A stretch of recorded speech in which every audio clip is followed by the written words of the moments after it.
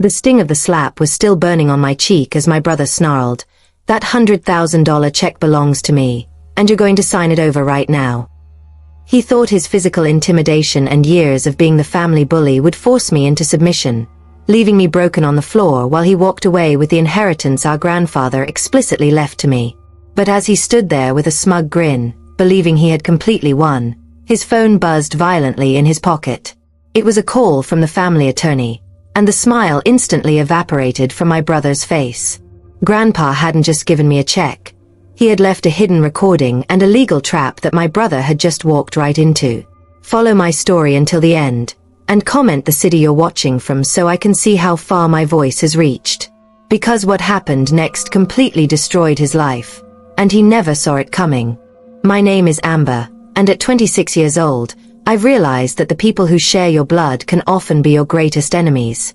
For as long as I can remember, my older brother Austin was the undisputed golden child of our family.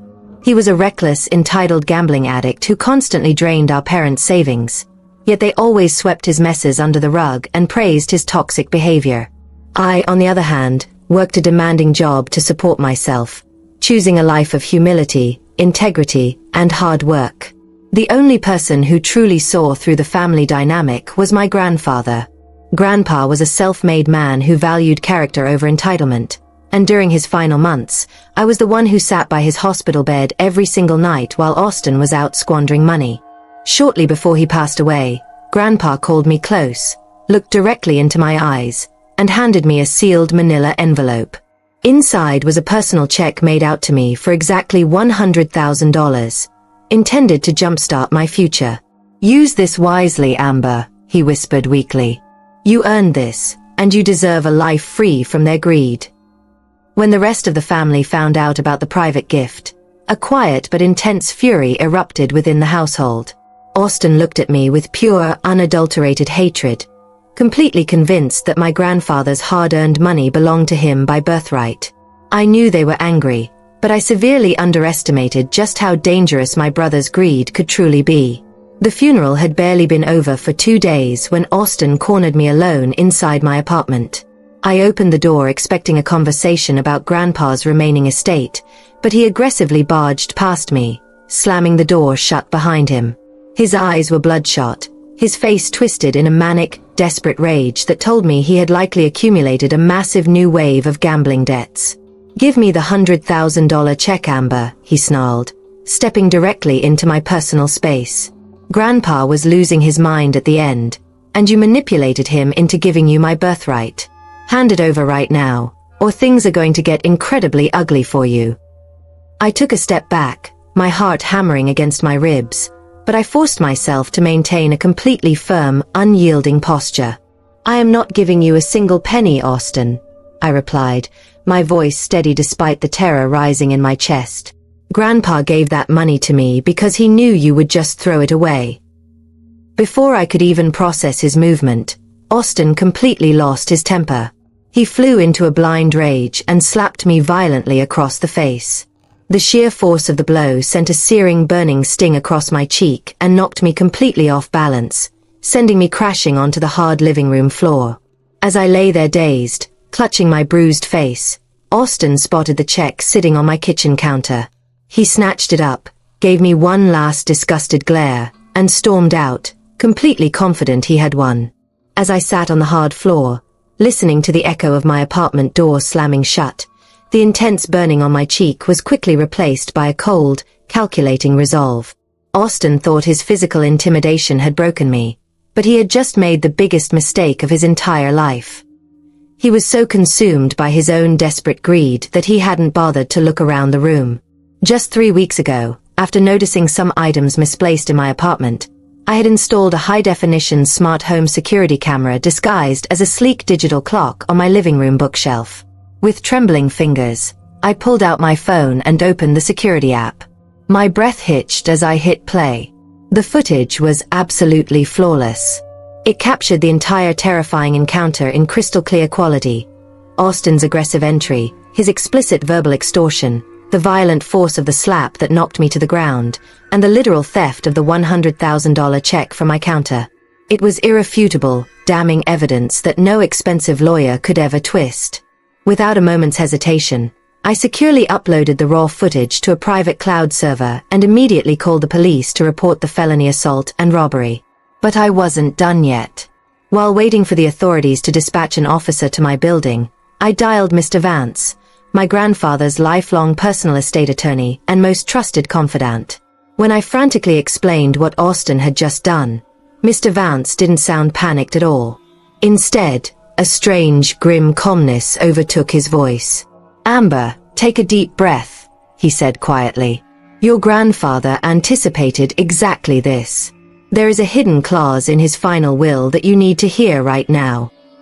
Mr. Vance cleared his throat over the phone, his voice echoing with absolute authority. "Amber, your grandfather was a brilliant businessman, and he knew exactly what kind of monster Austin had become. That $100,000 check wasn't just a gift to you. It was a psychological test and a legal trigger carefully designed to catch your brother in his own greed." He went on to explain a shocking secret clause buried deep within Grandpa's final, legally binding will. While the family believed Grandpa's actual multi-million-dollar estate was going to be split evenly among the grandchildren, Grandpa had added a strict, non-negotiable stipulation. The clause explicitly stated that if Austin ever committed any verified criminal act, fraud, or physical intimidation against Amber to extort her funds, he would be instantly and completely disinherited from his massive inheritance. Not only would he lose his entire trust fund, but his share of the multi-million-dollar estate would automatically and permanently transfer entirely to me. "Grandpa knew Austin couldn't control his entitlement," Mr. Vance continued, a cold satisfaction in his tone. "By hitting you and stealing that check, he didn't just commit a felony. He legally triggered his own financial destruction. I need you to email me that security camera footage immediately. Tomorrow morning, Austin is going to try to deposit that check, thinking he has successfully robbed you. We are going to let him walk directly into the trap." I took a deep breath, looking at the bruise forming on my face in the mirror. The trap was fully set, and my brother was about to lose absolutely everything. The next morning, Austin rushed to the main branch of First National Bank on J Street, completely desperate to process the stolen check before I could freeze it. He wasn't alone. Our enabling parents were right beside him, practically beaming with pride as they celebrated his ruthless victory over me. I stood hidden near the building's entrance, watching them through the heavy glass doors. Austin strutted up to the teller window with his usual arrogant smirk, confidently sliding the $100,000 check across the counter alongside a forged signature form he'd spent the morning faking. The teller began entering the details into her computer, but within seconds, her expression went completely rigid. Because Mr. Vance had already flagged the check number hours ago, a massive red fraud alert flashed across her monitor. The teller calmly nodded, stepped away under the pretense of getting a manager's approval, and discreetly signaled the bank's on-site security.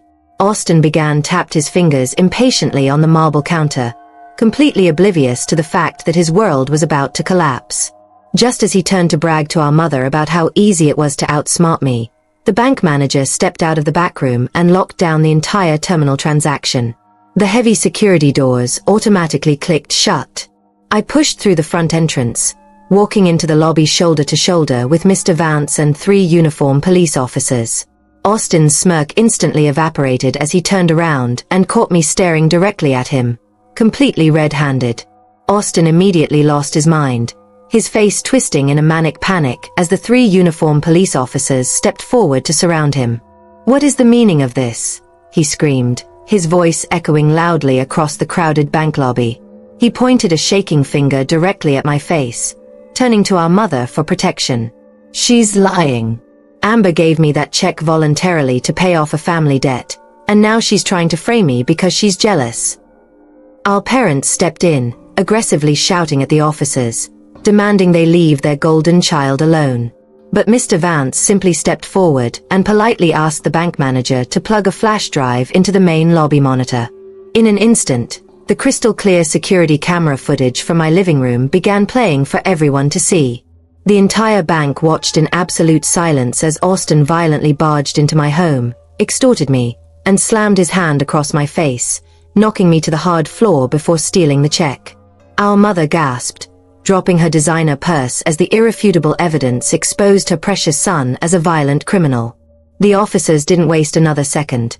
They forced Austin's arms behind his back and slammed the metal handcuffs onto his wrists, arresting him on the spot for felony assault, grand theft, and forgery. As he was being dragged out in tears, Mr. Vance handed our pale, trembling parents the updated estate documents. "Your son just legally triggered his own disinheritance," Mr. Vance announced coldly. "Austin gets nothing. Amber is now the sole heir to the entire multi-million-dollar fortune." The aftermath of that fateful morning completely transformed my reality. Austin eventually pled guilty to the charges, facing severe prison time and a permanent criminal record that will haunt him for the rest of his life, while our toxic parents were entirely cut off from the family fortune. Standing my ground against a lifelong bully didn't just save my grandfather's gift. It allowed his true legacy of justice and integrity to prevail, giving me the ultimate financial freedom to build a beautiful, secure future on my own terms. Now, I'm curious about you who listened to my story. What would you have done if you were in my shoes? Would you have let him get arrested at the bank, or would you have filed charges immediately the night before?